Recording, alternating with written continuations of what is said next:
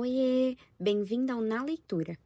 Hoje, te convido a entrar em uma casa onde o tempo apodrece devagar, as paredes sussurram memórias e os sentimentos se infiltram como cupins. A obra que você vai ouvir é Cupim, da autora espanhola Laila Martínez. Uma narrativa intensa, visceral e cheia de imagens que grudam na pele. Se acomode, coloque seus fones de ouvido e deixe essa leitura te consumir aos poucos. Vamos juntos? Capítulo 1. Quando transpus o umbral, a casa se precipitou sobre mim. Este monte de tijolos e imundície sempre faz isso. Se lança sobre quem quer que atravesse a porta e lhe retorce as tripas até deixá-lo sem fôlego.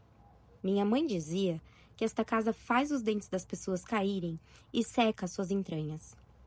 Mas ela partiu daqui há muito tempo e eu não me lembro dela. Sei que dizia isso porque minha avó me contou. Embora não fosse preciso, porque eu já sei.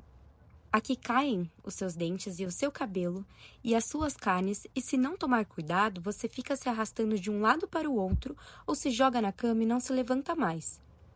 Deixei a mochila em cima da arca e abri a porta da sala de jantar. Minha avó não estava ali. Tampouco embaixo da mesa da cozinha ou no armário da despensa. Decidi arriscar no andar de cima. Abri as gavetas da cômoda e as portas do guarda-roupa, mas também não a encontrei. Velha de merda.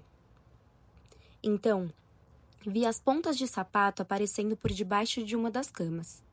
Em qualquer outra circunstância, eu não teria levantado a borda da colcha, porque é melhor não incomodar os que vivem lá embaixo. Mas os sapatos da minha avó são inconfundíveis. O verniz brilha tanto que do outro lado do cômodo você consegue ver seu reflexo neles. Quando levantei a colcha, ela estava olhando fixamente as tábuas do estrado. Uma vizinha que uma vez a tinha visto sair da arca disse aos jornalistas que a velha era demente.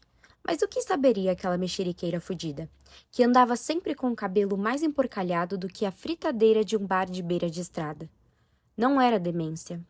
Puxei a velha para fora, botei-a sentada na cama e a sacudi pelos ombros. Às vezes funciona, e às vezes não.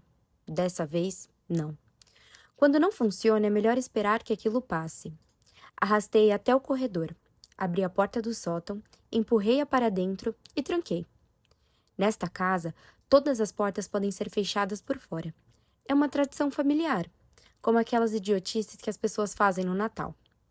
Nós temos muitas tradições, como trancar uma outra, mas nunca comemos cordeiro, porque os cordeiros não nos fizeram nada de mal, e isso pareceria falta de educação. Desci para buscar a mochila e subi de novo. Além da escada que leva ao sótão, no andar de cima só tem um quarto que compartilho com a velha. Deixei a mochila sobre a cama, a pequena, que antes havia sido da minha mãe e antes da minha avó. Nessa casa, não se herda dinheiro, nem anéis de ouro, nem lençóis bordados com as iniciais. Aqui o que os mortos nos deixam são camas e ressentimento. A malquerença e um lugar para se largar à noite, essas são as únicas coisas que você pode conseguir nessa casa. Nem sequer me coube o cabelo da minha avó. Mesmo em sua idade, a velha continua tendo o cabelo forte como corda grossa, que é uma glória ver quando ela o solta, e eu com 4 fios escorridos e minguados que grudam na cabeça e 2 horas depois de lavados já estão totalmente oleosos. Eu gosto da cama porque a cabeceira é cheia de estampas de anjos da guarda pregados com fita adesiva.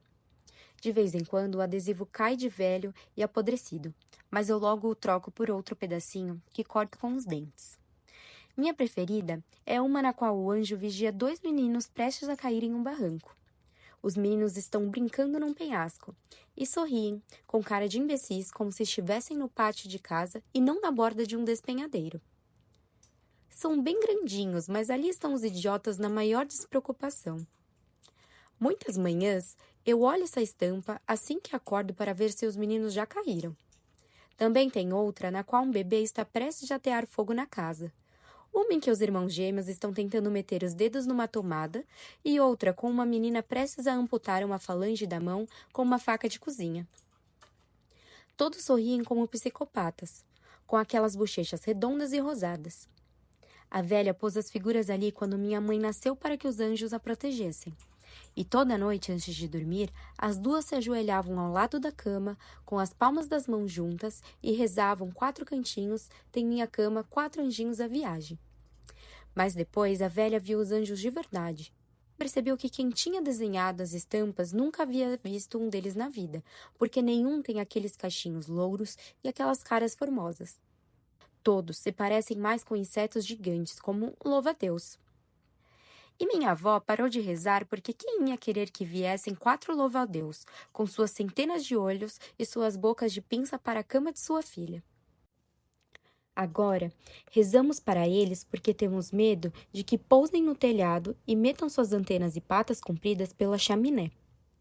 Às vezes ouvimos um ruído no sótão e subimos para conferir, e vemos os olhos deles nos vigiando por entre os vãos das telhas, e então rezamos uma Ave-Maria para espantá-los. Tirei as roupas de dentro da mochila e botei em cima da cama. 4 camisetas, 2 suéteres, 5 calcinhas, 5 pares de meia e a roupa que eu vestia quando tinha que ir ver o juiz. Uma calça preta e uma blusa florida.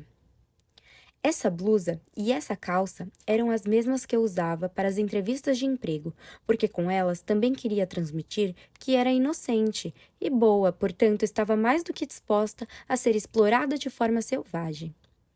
Com o juiz funcionou isso de parecer inocente, mas com os empresários não. Acho que viam a raiva na minha cara porque eu sorria apertando os dentes. O único trabalho que consegui foi cuidar do filho do Jarabo. Para quem não importavam a blusa e a malcrença, porque minha família sempre havia servido a deles e assim iria continuar sempre. Não importa como eu me vestisse, nem o rancor que nutrisse por eles. Agora a blusa já não serve para nada, porque desbotou, mas tanto faz, porque eu não vou mais ter uma entrevista de emprego, nem ninguém vai me contratar, não depois do que aconteceu. Já vou ter que apertar os dentes para que a bilis não saia, mas diz a velha que alguma coisa terei que aprender a fazer. Ela fala isso porque não me quer o dia inteiro aqui na casa, mas tem razão, porque se eu passo muito tempo sem fazer nada, me atacam os nervos e a podridão. Um trabalho que me agradaria é levar cachorros para passear, mas aqui ninguém vai me pagar por isso. Aqui eles deixam os cachorros presos em um cercado e de vez em quando jogam um pedaço de pão duro por cima do portão e olhe lá. Bem, continuando. Quando tirei a roupa da mochila, despi a camiseta e a troquei por uma limpa. Gostaria de dizer a vocês que a camiseta era bonita, mas não é verdade, e quero contar as coisas tal como aconteceram. E a verdade é que as duas eram igualmente feias, e estavam deformadas e desgastadas pelo uso. Mas pelo menos a segunda não fedia a lugar fechado como os ônibus de merda que temos aqui, que trazem grudado no estofamento aquele cheiro de vestiário de ginásio esportivo. Meti a roupa na última gaveta da cômoda, mas sabia que era uma estupidez. No dia seguinte, precisaria buscá-la no armário da cozinha, ou nas prateleiras da despensa, ou na arca da entrada. Sempre acontece a mesma coisa. Nessa casa, você não pode confiar em nada, mas, sobretudo, não pode confiar nos armários e nem nas paredes. Nas cômodas, um pouco mais, porém não muito. Ouvi um ruído seco e percebi que a velha golpeava a porta com a testa. Devia estar prestes a voltar a si. Era melhor despertá-la, antes que se aproximasse da janelinha do sótão.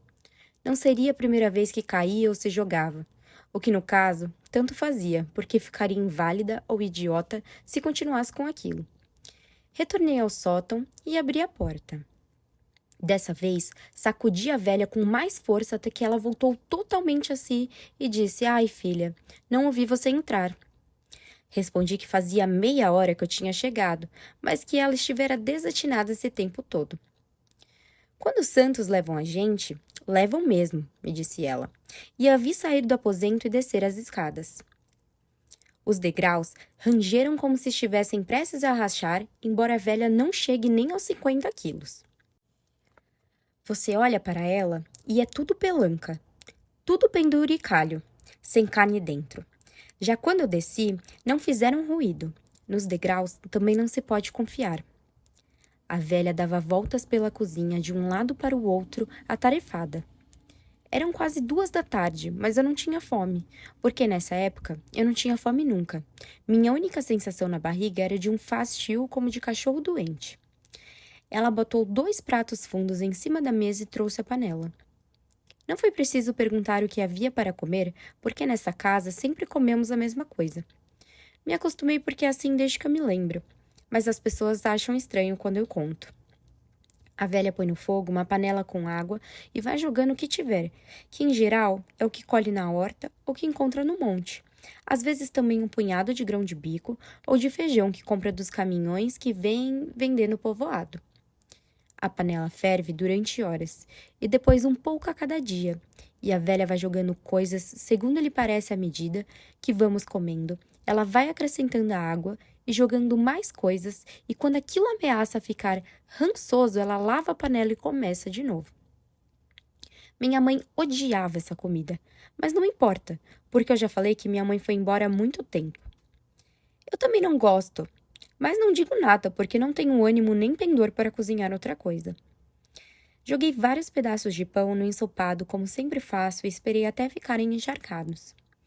A velha pegou uma garrafa de vinho e encheu 3 copos, um para mim, outro para si mesma, e outro para a santa. Ela anda um pouco abatida, disse, e pôs o copo junto à figura da Santa Gema, que mantém no altar perto da pia. Depois se sentou à mesa, ao meu lado, e quis saber se havia muita gente no ônibus. Só eu e o açougueiro, respondi. E ela perguntou se o açougueiro tinha me dito alguma coisa com aquela sua língua de babão e canalha que, se ele mordesse, ele venena. Ele não tinha dito nada, porque neste povoado, além de canalhas, são covardes, e aqui não lhe dizem nada na cara, a não ser que se amontoem em 4 ou 5. Minha avó se levantou e serviu mais vinho no copo da santa, até quase derramar. Depois fez o sinal da cruz. Vamos ver se essa noite a gemita dá pesadelos ao desgraçado, disse. Mas eu sabia que não, porque a santa não pode se ocupar de tanto de miseráveis que existe nesse povoado. Disso temos que cuidar nós duas. Quando acabamos, recolhi os pratos e os botei na pia. Minha avó foi para a sala de jantar e despencou no banco para rezar o rosário. Uma Ave Maria para os mortos, outra para os santos e outra para a Virgem do Monte, que toma conta do povoado lá do alto da serra. Saí para o pátio da frente e me sentei num poial ao lado da porta. O povoado está sempre vazio a essa hora. Mas, de todo modo, os vizinhos não vêm até a nossa porta, a não ser que precisem pedir alguma coisa velha. Quando não tem outro remédio, exceto passar aqui em frente para ir a algum oliveral ou a uma eira, apertam o passo como se tivessem acabado de lembrar que deixaram o registro do gás aberto. Mesmo assim, alguns têm tempo para cuspir na entrada do pátio. Os escarros ficam grudados e deixam as manchas brancas depois que o sol os seca. Uma noite, alguém jogou água sanitária na parreira. As folhas caíram, mas os ramos ainda se agarram à fachada. Minha avó se negou a arrancá-la. Que todos vejam, disse. Em um dos ramos, pendurou uma estampa de Santa Águeda. A auréola e a bandeja sobre a qual a santa carregava os seios amputados no martírio eram douradas. A gralha arrancou e levou a estampa. Deixamos mais coisas brilhantes para a gralha, mas ela não veio buscá-las. Só estava interessada na santa. E eu a entendi perfeitamente. Ouvi uma voz me chamando e voltei para dentro. A atmosfera se tornara mais pesada, a casa prendia a respiração. Fui à sala de jantar, mas a velha dormia no banco, de boca aberta e com o rosário na mão. Voltei a escutar a voz, dessa vez no andar de cima. Subi correndo, mas só deu tempo de ver a porta do guarda-roupa se fechando. Eu não ia cair na armadilha. Botei uma cadeira na frente e travei a porta do móvel com ela. Virei para sair, mas antes de chegar ao corredor, os golpes começaram. No início eram fracos, depois aumentaram de intensidade. Chamavam dali de dentro, cada vez com mais força. Depois vieram os arranhões e as sacudidas, e a porta do guarda-roupa começou a rachar. A madeira se quebrava a cada murro. Do interior do móvel saía um pranto, como de menino que eu logo reconheci porque escutara centenas de vezes. Me aproximei da porta. Nesse momento, a cadeira caiu no chão e o guarda-roupa abriu. A casa inteira se contraiu ao redor do quarto, à espera. É melhor que fique fechada, menina, disse a velha atrás de mim. Sua voz me sobressaltou. Eu não a ouvi subir a escada nem entrar no quarto. As vozes do guarda-roupa sempre têm esse efeito, uma espécie de atordoamento que não deixa você pensar em mais nada quando as ouve, como se tivesse ficado idiota ou surda ou as duas coisas. A velha se aproximou do guarda-roupa, puxou a chave que sempre trazia consigo e o trancou depois de afastar a cadeira que eu tinha posto ali. A casa estreitou suas paredes e seus tetos e se lançou sobre nós. Quem sabe se para nos proteger ou nos sufocar? Talvez as duas coisas. Porque entre estas 4 paredes não faz muita diferença. Ouvimos o motor de um carro parando no caminho de terra, diante da entrada do pátio. Me aproximei da janela e abri a cortininha da vidraça. Um lampejo me ofuscou por alguns instantes, o sol refletido na objetiva de uma câmera que apontava para a casa. Alguém devia ter avisado que eu estava de volta. Quando tudo aconteceu, o povoado se encheu de jornalistas que conversaram com os vizinhos e todos correram a lhes contar fuxicos para ver se assim apareciam na televisão. Claro que apareciam. Quanto mais contavam e mais inventavam, mais apareciam. Eram entrevistados ao vivo nos programas matinais e diziam que eu mal tinha frequentado o colégio, que não falava com ninguém, que eles nunca haviam conhecido namorados meus, mas que olhava para as moças. Ai, não quero me meter, mas para minha neta ela olha com desejo. Ai, eu não sei, mas aqui nunca foi vista com homem nenhum, diziam os hipócritas, e o ódio ficava entre os seus dentes junto com os restos de comida. Falsos e canalhas. É só isso que existe nesse povoado. Eu já disse isso a vocês. Todos desejam ir dedurar ao patrão, à polícia, aos jornalistas, tanto faz sobre o que, mas querem dedurar algo para ver se com isso ganham um tapinha no ombro. Sobre a velha também fofocaram. Disseram que ela falava sozinha, que dormia dentro da arca, que tomava banho pelada embaixo da parreira. As entrevistas eram cada vez mais longas e eles falavam cada vez mais. Todos queriam aparecer na televisão, e quanto mais inventavam, mais apareciam. A ânsia lhe subia pela garganta e se emaranhava na língua, e daquelas bocas só saía bilis e mais bilis que eles traziam guardadas de anos ou que tinha acabado de nascer. Tanto fazia porque o resultado era o mesmo. Disseram ter visto a velha cavar no cemitério para pegar ossos, conversar com os mortos quando não havia mais ninguém na casa. Falavam, e seus fuxicos e suas mentiras eram discutidos nos programas de televisão e viralizavam nas redes sociais e todo mundo acreditava saber tudo sobre nós duas. A maioria pegou asco. Também ódio, um ódio denso que grudava no palato deles e escorria pelas comissuras dos lábios quando falavam sobre a gente diante das câmeras. Alguns tiveram pena e disseram que estávamos doentes e que era preciso chamar o serviço social para que cuidassem da velha. E talvez também de mim, que parecia um pouco desatinada, um pouco retardado, ou, em todo caso, não suficientemente normal. Para mim, tanto faz que pensem que estou louca ou que sou idiota, mas que sintam pena por isso, não. Isso é que não. Que eu não fiz tudo o que fiz para agora qualquer ceboso ter dó de mim. A velha me afastou da janela quando percebeu que eu me consumia ao ver os jornalistas outra vez. Tentei tirá-los da cabeça para que não me dessem nos nervos, mas sabia que continuariam ali, raca, raca, raca, raca no meu cérebro, inclusive nos momentos em que eu não pensasse naquilo e depois tudo apareceria outra vez, durante a noite, quando eu estivesse na cama que antes havia sido da minha mãe e antes da minha avó e antes não sei. Ouvi o choro do menino. Contei à velha. Um pouco para mudar de assunto e outro pouco por vontade de falar, porque as semanas na preventiva tinham me embrutecido por quase não falar. A casa está inquieta desde que você voltou, respondeu ela. E deu por encerrado o assunto, porque nunca sentia vontade de falar, a não ser que fosse preciso dizer algo. Como viu que eu não estava de acordo, virou para mim antes de sair do aposento.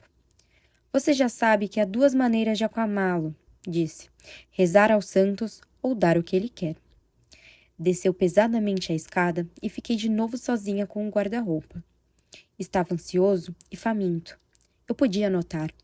Sentia sua fome como de cachorro preso, como de cavalo encabrestado. Quando passei perto para seguir a velha, a madeira rangeu. Queria me provocar.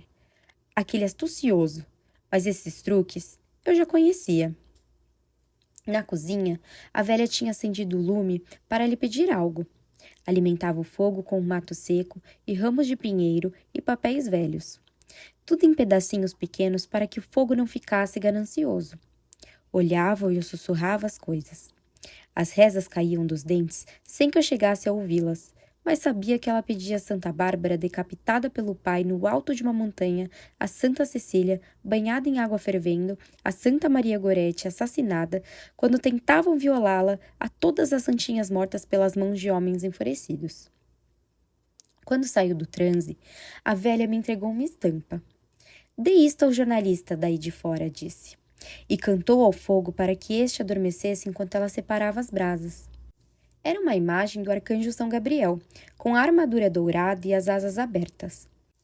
Em uma das mãos, ele trazia uma espada e em outra uma balança, e isso me agradava porque eu supunha que significava que não existe justiça sem morte, nem morte sem penitência.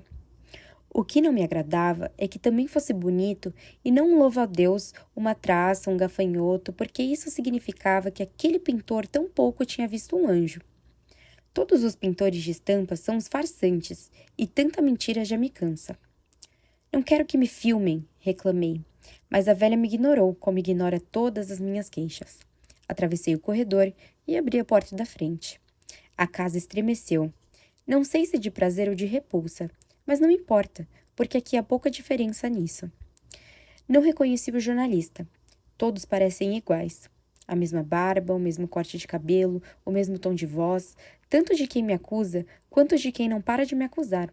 Todos me consomem do mesmo jeito. Atravessei o pátio e abri a grade. Um presente da parte da minha avó, declarei, e lhe passei a estampa. O idiota ficou me olhando sem saber o que fazer.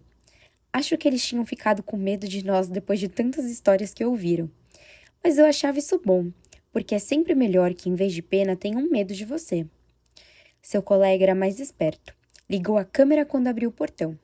Alguns instantes depois, o pasmado também reagiu, pegou a estampa e segurou o portão para que eu não pudesse fechá-lo. Forcei com o portão enquanto ele falava, mas não ouvi o que dizia, porque eu só pensava que se conseguisse fazê-lo mover a mão um pouco mais para a direita, poderia esmagar seus dedos ao fechar. Ele deve ter percebido, porque quando o fitei nos olhos, afastou a mão como se de repente o portão queimasse. Quando entrei de novo na casa, ouvi a velha na copa. Pelo som, devia estar mexendo nas panelas da matança de porcos. Estavam meio corroídas por falta de uso, mas resistimos a vendê-las ao sucateiro, porque quem sabe quando se pode precisar de uma panela na qual cabe um corpinho meio de lado. Além disso, ali se escondem da velhos os defuntos que vêm perdidos e tremendo, e ela tem pena de tirar deles as panelas e não terem onde se meter. Chegam à casa depois de andar pelo monte cobertos de barro e da sujeira, e de sangue cheios de tremores e medo, porque vai saber o que viram e quanto precisaram cavucar naquelas valas, e ela tem pena de que não tenham nenhuma panela para se esconder até que a angústia passe. Saí do pátio dos fundos e fui dar comida aos gatos. No verão, eles não passavam muito tempo em casa. Preferiam subir na figueira da horta ou descer pelo barranco buscando a fresca. Mas vinham todos os dias se assegurar de que estávamos bem e encher a pança. Havíamos dito que deixassem em paz os passarinhos e as lagartixas, porque a ração já lhes bastava e isso não ia faltar. Alguns, quando me viram começar a miar como loucos, e outros se aproximaram para que eu lhe coçasse a cabeça. Enchi as tigelas e ficamos brincando até o anoitecer, porque de todo modo, nessa casa, não há muito o que fazer além de cozinhar a raiva dentro das tripas, e isso eu já tenho resolvido. Na cozinha, a velha havia posto a mesa. Sobre o encerrado havia 3 pratos, 3 copos e 3 pedaços de pão. Botei um prato para sua mãe, porque ela me parece intranquila, disse a velha. Da minha mãe eu não me lembro. Minha avó me mostrou fotos centenas de vezes. Ela as tira da caixa de biscoitos onde ficam guardadas sempre que sente um nó na garganta ou pesar ou rancor, que nesta casa são o mesmo. Ela me mostra, mas eu não sinto carinho, nem apreço nem nada, porque tenho quase o dobro da idade dessa adolescente das fotos e não sinto que essa menina possa ser a minha mãe. Rancor sim, eu sinto um pouco, mas é porque minha avó me transmitiu E porque me dá raiva que levem uma adolescente assim, sem roupa, sem dinheiro, sem ela querer ir embora, e tudo o que se sabe é que entrou no carro e ninguém mais viu. Quando acabamos, lavei os pratos. Apaguei as velas das santas, porque nunca se deve deixar nada perigoso ao alcance de um santo, e subi até o quarto. A velha já dormia com aqueles seus roncos de cachorro cansado. Minha roupa estava espalhada pelo chão. Recolhi todo, menos a que eu vi saindo de debaixo da cama, porque se uma pessoa cai uma vez numa cilada, não é culpa sua, mas se cai 4 ou 5 vezes, sim. E me custou a aprender isso, mas agora eu já sei. Adormeci logo, e só despertei quando ouvi batidas na porta principal. Amanhecera fazia um tempo, mas era cedo para que viesse alguém. Levantei e desci a escada. A velha estava no umbral, com o cabelo solto, como fazia quando queria assustar as pessoas. O homem entrou quando ela se afastou para o lado, mas só avançou uns passos. Me viu ao pé da escada e desviou o olhar. De onde eu estava, podia notar seu medo, mas não tinha pena dele, porque não era só medo que ele tinha ali dentro, era também soberba e desprezo. Aquela hora ainda não fazia muito calor, mas o suor encharcava a testa e as axilas dele. Seus lábios estavam ressecados e roxos, como se ele estivesse doente, mas não estava. Eu sabia que não estava, que a única coisa que sentia era uma mistura de vergonha, repulsa e medo que atravessava sua garganta sempre que nos via. "O que você quer?" perguntou a velha com todo o desprezo que conseguiu juntar na língua. Ele abaixou o olhar e falou como se pedisse perdão, embora soubesse que a velha o apertasse mais um pouco, o que ia sair era soberba. "Emília me mandou para ver se você já tem aquilo do garoto, que será examinado nesse sábado", disse o homem. Eu não sabia se vinha, já que os jornalistas estão aqui, mas no povoado falaram que essa noite eles derraparam numa curva a caminho do hotel, que o carro foi para o desmanche, continuou, com as palavras amontoadas na boca, meio aos borbotões. "Emília me disse que já falou com você e que era só vir buscar." Eu me aproximei e notei que ele estremecia um pouco de medo e outro pouco de repulsa, embora tentasse disfarçar. "E por que a minha avó iria ajudar você?" perguntei com a cara muito perto da dele. "É para o garoto", respondeu, e enxugou na calça o suor das mãos. "Não contei nada aos jornalistas", continuou. "Muitos vieram com invenções e boatos, mas Emília e eu dizíamos que não era verdade. Vinham todos os dias, perguntavam coisas de quando você era menina e de quando sua mãe desapareceu, e alguns inventavam que fosse para sair na televisão, mas eu dizia que não era verdade." "Para o seu filho não tenho nada, mas para você sim", cortou a velha, que já se cansara de tanta bobagem e tanta mentira. Nos deixou sozinhos na entrada e foi à cozinha.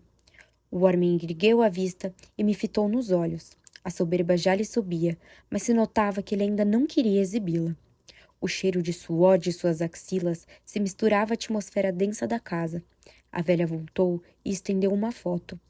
"Essa noite deixaram uma mensagem para você", disse. "Quer que eu lhe diga que está à sua espera." O homem pegou a foto e a olhou, confuso. Nela aparecia minha mãe, junto a outros jovens do povoado. Ele também estava. Os anos lhe haviam acrescentado uma papada, mas não haviam tirado a cara de idiota.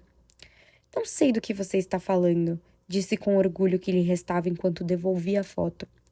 "Sabe sim", respondeu minha avó, e os restos de soberba do homem desapareceram, e tudo o que lhe restou foi um tremor nas mãos, como de carregador transportando Cristo. Virou-se para sair, mas se chocou comigo, e sua cara ficou vermelha, e depois branca, e a gola da camisa empapou de suor. A porta da rua se fechou com uma batida para impedi-lo de sair. Uma lufada de ar quente e espesso nos envolveu. Na cozinha, os copos e os pratos começaram a se chocar dentro da guarda-louças. No andar de cima, se ouviram sons de móveis sendo arrastados e de gavetas abrindo e fechando. A casa inteira estava tão enraivecida quanto nós duas. Dava para perceber isso em cada lajota e em cada tijolo. O homem ficou paralisado junto à porta, suando e tremendo, mas sem poder se mover. Seus lábios tiritavam como se ele sentisse frio, Mas àquela hora, o sol já batia sem compaixão, e da rua entrava um ar que mais do que ar era fogo. A velha pôs a mão no meu braço e senti no corpo tudo o que eu tinha passado nos últimos meses. A detenção, o interrogatório, as lágrimas da mãe, as coletivas de imprensa, o menino, o menino, o menino. Eu disse, deixei a porta aberta, e o menino saiu sozinho. Disse, me esqueci de fechar, depois de tirar o lixo.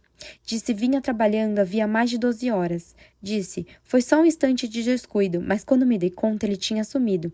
Senti tudo outra vez. As câmeras de segurança que haviam gravado o menino saindo sozinho, os debatedores que diziam que 2 desaparecimentos na mesma família não podia ser coincidência, os vizinhos que falavam que eu era um pouco retardada, um pouco burra ou ao menos um pouco preguiçosa, porque não tinha estudado, não tinha trabalhado, até que o jarabo me contrataram para fazer um favor à minha avó que o servira até se casar. Agora, também meu corpo sente tudo outra vez. Não sei se vou poder continuar, porque entra em mim a angústia, mas eu tento, pois já estou acabando. A velha me disse, você já sabe o que tem de fazer. E eu fiz.